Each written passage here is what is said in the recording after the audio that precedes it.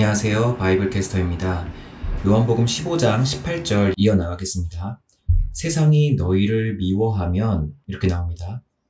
이제부터 예수님께서는 하늘로 올라가신 이후부터 제자들에게 벌어질 일들을 예고해 주십니다. 내가 아버지께로 돌아간 이후 남겨질 제자들아, 그때부터 너희들은 세상에 미움을 받게 될 거다. 이렇게 예고를 해주신다는 거예요. 이렇게 친절하게 알려주시는 이유는 뭘까요? 당연히 앞서 말씀해주신 나의 친구이기 때문이죠. 친구이기 때문에 아버지께 들은 것을 다 너희에게 알게 하였음이라 라고 15절에 얘기하죠. 그래서 예수님께서는 앞으로 제자들에게 닥칠 일에 대해서 예고해 주시는 겁니다. 그리고 앞으로 너희들은 미움을 받게 될 거야 라는 말씀을 또 해주시는 이유는 아예 본문에 나오는데요.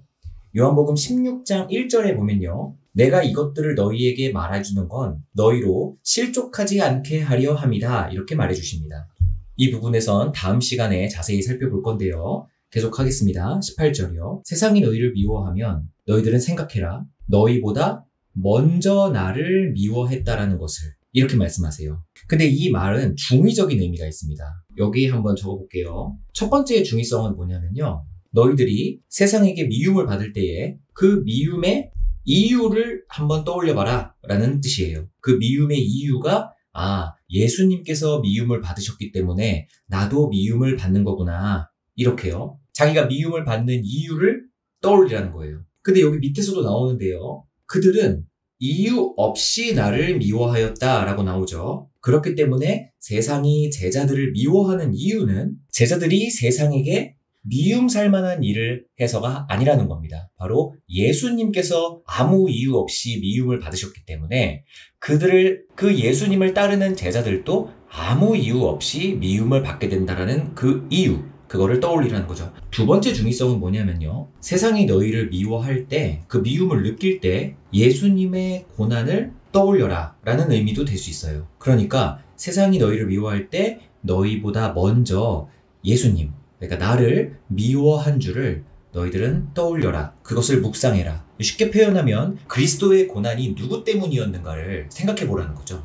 실제로 우리 주변의 많은 묵상들과 또 간증들을 들었을 때요. 현실에서 너무 괴로움과 어려움을 당하고 있는 성도들이 가장 위로를 받는 포인트가 예수님의 고난을 떠올리면서 위로를 받았다. 은혜를 받았다. 이렇게 표현을 많이 합니다. 그것이 성령님으로 하여금 이 요한복음 15장 18절을 떠올리게 되는 사건이 아닐 수 없죠. 19절입니다. 너희가 세상에 속하였다면 세상이 자기의 것을 사랑하겠지만, 그러니까 너희가 세상 거라면 세상은 너희를 사랑하겠지. 이 뜻입니다. 너희는 세상에 속한 자가 아니고 도리어 내가 너희를 세상에서 택하였기 때문에 세상이 너희를 미워하는 거다. 이렇게 해서 미움의 이유를 얘기해 주십니다. 다시 한번 말씀드리지만 요한복음에서는 분명히 25절에 이유 없이 나를 미워하였다 라고 말을 하고 있어요. 그렇기 때문에 예수님이 이 제자들을 택하였기 때문에 너희가 미움을 받는 거다. 너희가 세상에게 뭔가를 잘못해서가 아니다. 도리어 너희들이 세상에게 미움을 안 받고 싶어서 세상에게 오히려 잘 보이고 아부를 떤다면 그 세상은 내 거네 라고 생각하면서 너희들을 사랑하겠지. 그러나 너희는 내가 택하였기 때문에 나를 미워했던 그 이유 없는 미움으로 너희들을 미워할 거야. 이렇게 예고를 해주시는 겁니다. 20절이요. 내가 너희에게 종이 주인보다 더 크지 못하다 한 말을 기억해라. 사람들이 나를 박해하였은 즉 너희도 박해할 것이요. 내 말을 지켰은 즉 너희 말도 지킬 것이라. 똑같은 말씀을 해주시는 겁니다. 이 세상이 예수님을 박해하였기 때문에 너희도 박해를 받는 거다. 이렇게 미움을 받는 이유에 대해서 말을 해주시고요. 여기에 덧붙여 주시는 말씀이 계시죠.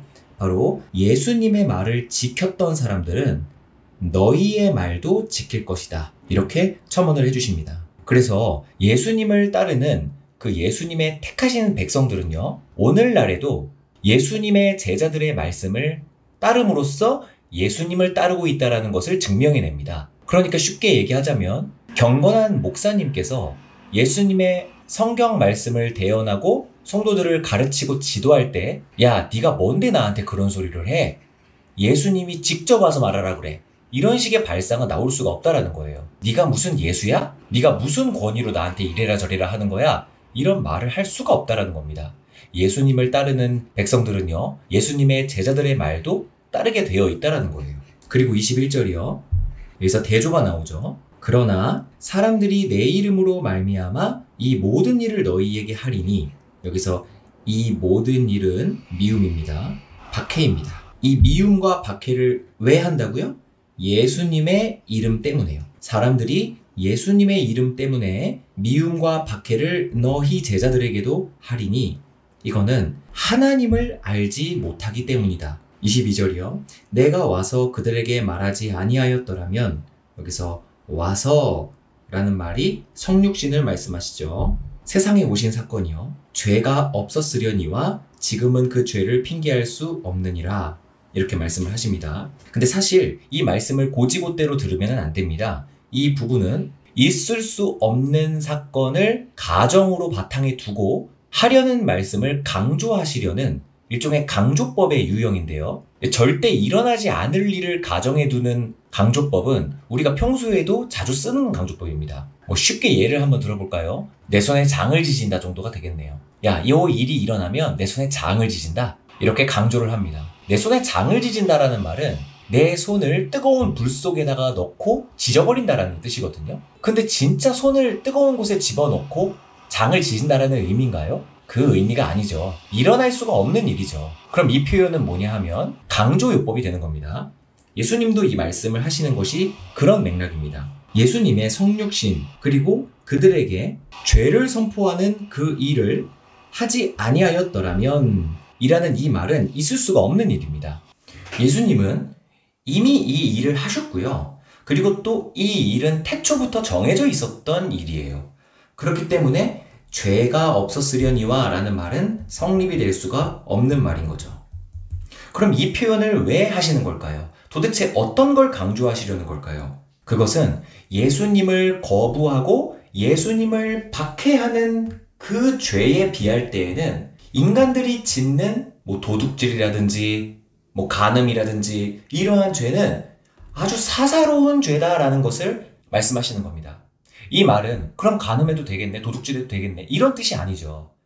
이 세상에 인간들이 저지르는 그 어떠한 죄보다도 예수님을 거부하고 박해하는 죄는 너무 큰 죄라는 거예요. 이거에 비하면 다른 인간적인 죄들은 정말 아예 없다라고 쳐버릴 수 있을 정도로 작은 죄다. 그 정도로 예수님을 거부하고 미워하고 박해하는 죄는 아주 커다란 죄고 심각한 죄고 죄의 전부다. 이렇게 말씀을 하신다는 겁니다. 근데 그 말이 맞죠. 우리 인간들이 저지르는 모든 죄는 예수님을 거부하고 미워하는 것에서 시작되는 것 아닙니까?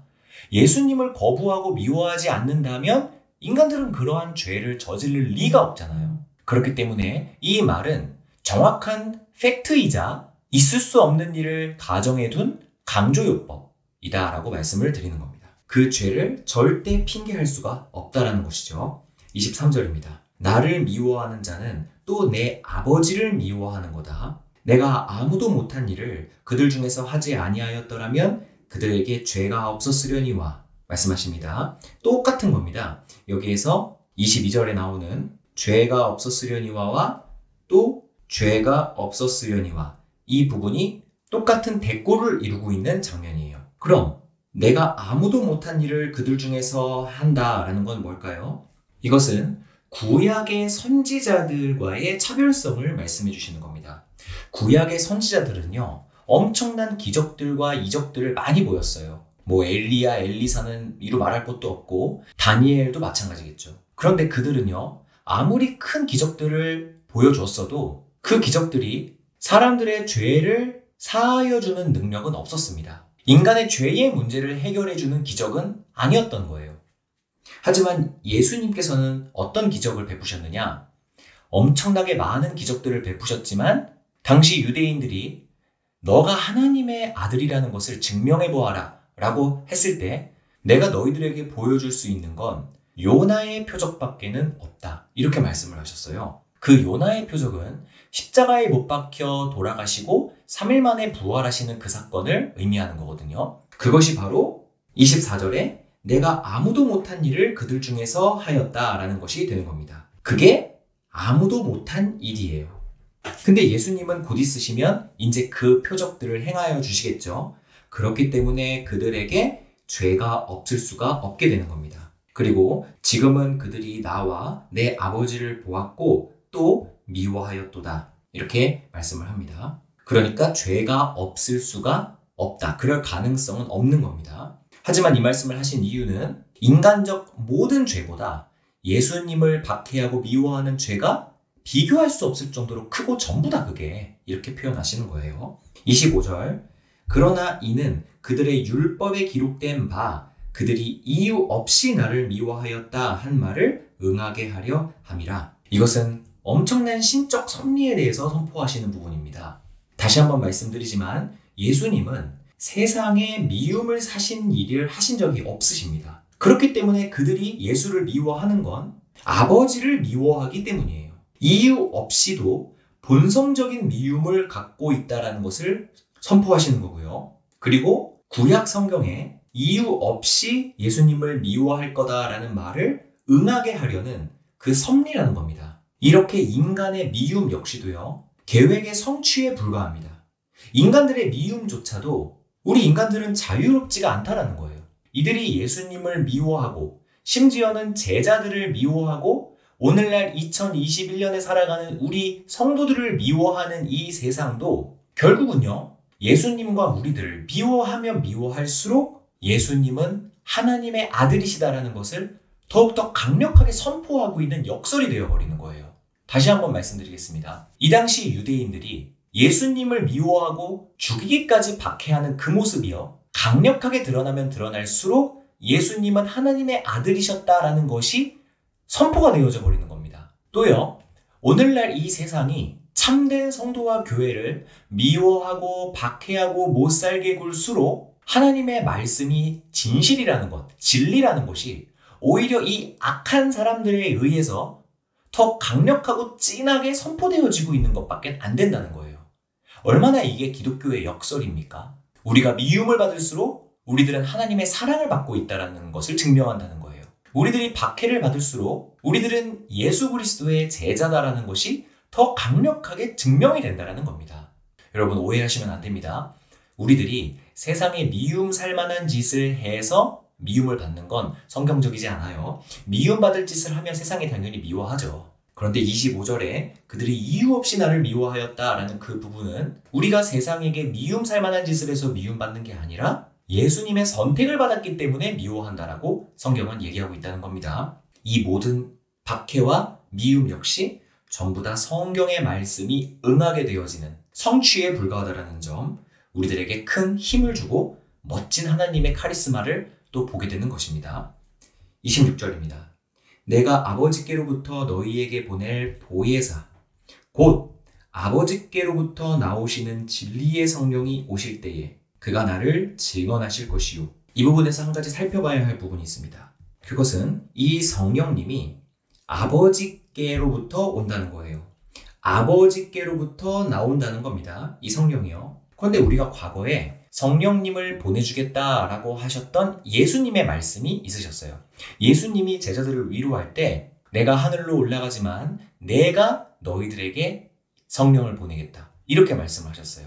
그래서 위로가 됐었죠. 그래서 적어보면요, 예수님이 보내시는 성령님이 계셨어요. 이것은 제자들로 하여금 위로와 사랑을 느끼게 하는 영적인 예수님이 되셨습니다. 그런데 26절은 왜 성도 하나님께서 성령님을 보내신다라고 했을까요? 그것은요, 핑계대지 못하게 하시는 예수님의 변호자로서 오시는 겁니다. 즉 법정에서의 예수를 증언하는 증인으로서의 역할로 오신다는 거예요. 이 의미적 차이를 두기 위해서 보내시는 성령님의 주체가 조금 다르게 표현되고 있는 거예요. 맥락을 살펴봐야 합니다. 여기에서요, 내가 와서 그들은 누구죠? 예수님과 제자들을 박해하고 미워하는 그들이죠. 그들에게 말하지 아니하였더라면 죄가 없겠지만 그들은 핑계댈 수 없다. 죄가 없다라는 걸 핑계댈 수 없다라는 거예요. 그리고 또 있습니다. 내가 아무도 못한 일, 이거 뭐였죠? 십자가 대속이죠. 그 십자가 대속을 하지 아니하였더라면 그들에게는 죄가 없겠지만 그들은 나와 내 아버지를 보았다. 그렇기 때문에 역시 핑계댈 수 없다라는 거예요. 그런데 여기서 궁금증이 하나 생기지 않습니까? 2021년에 살아가는 우리들은요, 예수님의 말씀을 들은 적도 없고 예수님이 십자가에 돌아가신 걸 본 적도 없어요. 그런데 우리들은 어떻게 22절과 24절이 오늘날 우리들에게도 응하게 되느냐는 질문입니다. 26, 27절이라는 이 핵심적인 말씀, 이 말씀 때문에 오늘날 이 현대에 살아가는 우리들에게도 절대 핑계대지 못한다라는 것을 선포하고 계시는 겁니다. 하나님께서 우리 인간들에게 성령을 보내주세요. 어떤 성령이냐면요, 진리의 성령입니다. 진리라는 것은요, 시간과 공간의 제약을 벗어나서 언제나 진실, 언제나 존재하는 것, 언제나 참이라는 것, 이것을 우리들은 진리라고 합니다. 그 진리의 성령이 오셔가지고요, 예수님을 증언하십니다. 그래서 이들은요, 예수님을 알게 되는 거예요. 성령 때문에요. 그리고 또 이 세상 어느 곳에도 예수님의 제자들이 있습니다. 그 제자들도 너희라고 표현이 되고 있어요. 너희도 태초부터 나와 함께 있었기 때문에 지금 이 현재 듣고 있는 11명의 제자들은요, 예수님의 공생의 기간 동안만 함께 있었어요. 그런데 예수님은 그게 아니라는 거예요. 이 세상에 있는 모든 제자들, 시 공간을 벗어난 모든 제자들은 아예 태초부터 나와 함께 있었던 거다. 너희들은, 지금 너희 11명은 공생의 기간 동안에 3년만 나와 함께 있었다고 생각하지. 그게 아니야. 나를 증언할 나의 제자들은 태초부터 나와 함께 있었어. 그렇기 때문에 나를 1000년 후에도, 2000년 후에도, 1000년 전에도, 2000년 전에도 나를 증언했어. 자, 이 말씀이 얼마나 중요한 말이냐 하면요, 예수님을 모르고 죽은 사람들은 아예 천국 갈 기회가 박탈당한 거 아니냐, 이런 흔한 질문이 있어요. 하지만 성경은 여러 부분에서 이것의 전제 자체가 틀렸다고 얘기를 합니다. 세상의 모든 사람들은 이미 하나님을, 예수님을 알고 있다고 해요. 로마서에서도 나오죠. 세상 모든 사람들이요, 하나님을 알되 그들은 하나님을 영화롭게도 하지 아니하고 감사하지도 않았다라고 나옵니다. 모든 사람들은 하나님을 알아요. 자신이 구원받아야 하고 힘이 없는 존재라는 것도 압니다. 그래서 무엇인가를 의지하기 위해 여러 가지 미신을 만들어내지 않습니까? 예수님이 세상에 살아계셨던 그 순간에 전의 사람들, 그리고 그 후의 사람들도 하나님께서 보내시는 성령님과 예수님과 처음부터 함께 있었던 하나님의 증인들 때문에 이들은 절대 몰랐다고 핑계댈 수가 없다는 것입니다. 자, 이렇게 해서 요한복음 15장이 마무리가 되었습니다. 다음 시간에는 16장 시작해 보도록 하겠습니다. 고맙습니다.